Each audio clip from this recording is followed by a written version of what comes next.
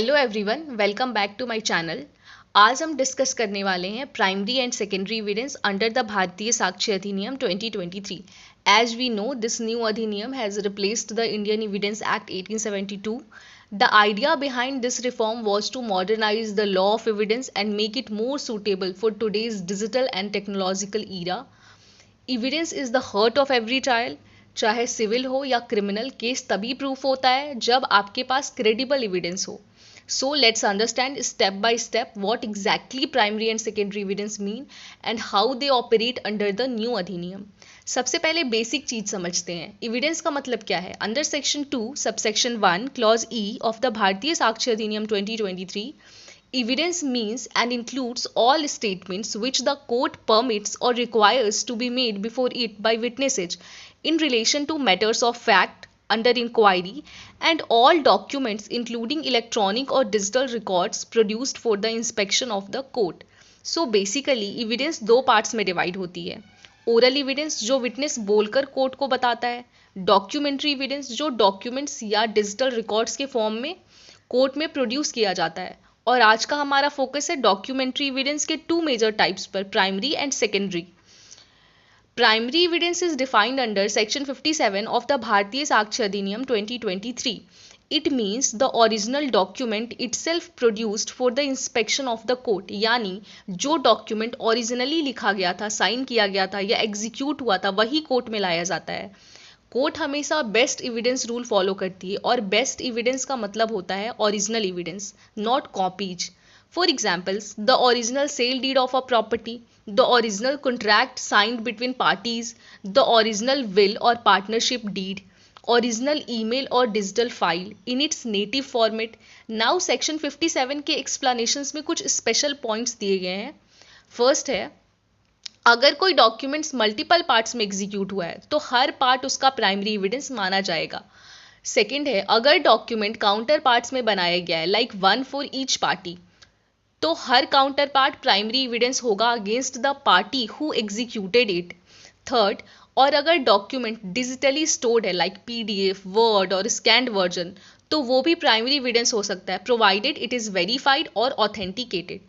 Example for clarity, suppose A and B entered into a contract. The original signed copy is with A. If A produces that in court, it is primary evidence. But अगर A produces a scanned copy, तब वो secondary evidence कहलाएगी unless digitally verified. Now let's come to secondary evidence defined under section 58. Secondary evidence means evidence that is not the original but which relates to the original document. It is basically a substitute or copy of the original document. Section 58 includes certified copies of documents, copies made from the original by mechanical process, ensuring accuracy like photocopies, scanned copies. Third, copies compared with the original. Fourth, counterparts of documents as against parties who did not execute them. Fifth, oral accounts of the contents of a document by someone who had seen it. But याद रखिएगा, secondary evidence automatically admissible नहीं होती. Court में तभी admissible होती है जब original genuinely produce नहीं किया जा सकता हो. For example, A sells his house to B and the sale deed is lost in a fire. If A produces a certified copy of that sale deed from the registrar's office, that will be secondary evidence.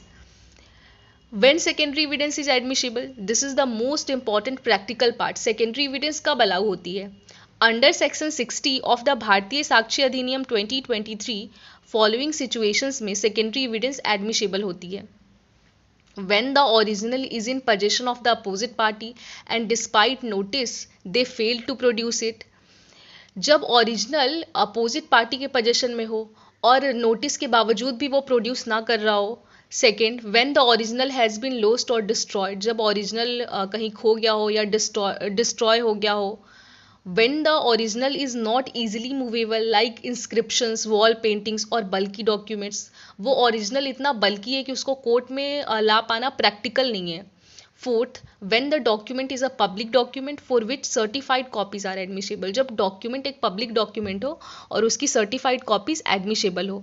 When the law permits certified copies to be produced in place of original, कुछ ऐसी documents जिनको कि law खुद permit करता है कि वो produce किए जा सकते हैं ओरिजिनल के प्लेस पे। When the original is electronic and its accuracy can be proved through digital certification, जब original एक इलेक्ट्रॉनिक रिकॉर्ड हो और उसकी जो accuracy है वो प्रूव की जा सकती है थ्रू डिजिटल सर्टिफिकेशन। लेकिन हर केस में पार्टी को ये प्रूव करना होता है कि ओरिजिनल प्रोड्यूस करना जेन्युइनली इम्पॉसिबल था। कोर्ट फेक एक्सक्यूजेज एक्सेप्ट नहीं करती। This ensures that the authenticity of evidence remains intact.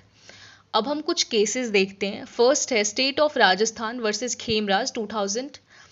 इस केस में सुप्रीम कोर्ट ने कहा था इस केस में कहा था कि सेकेंडरी एविडेंस तभी एडमिसिबल होती है जब ओरिजिनल डॉक्यूमेंट प्रोड्यूस ना करने का जेन्युइन रीजन दिया गया हो। सेकेंड है Murari Lal versus State of Madhya Pradesh 1980।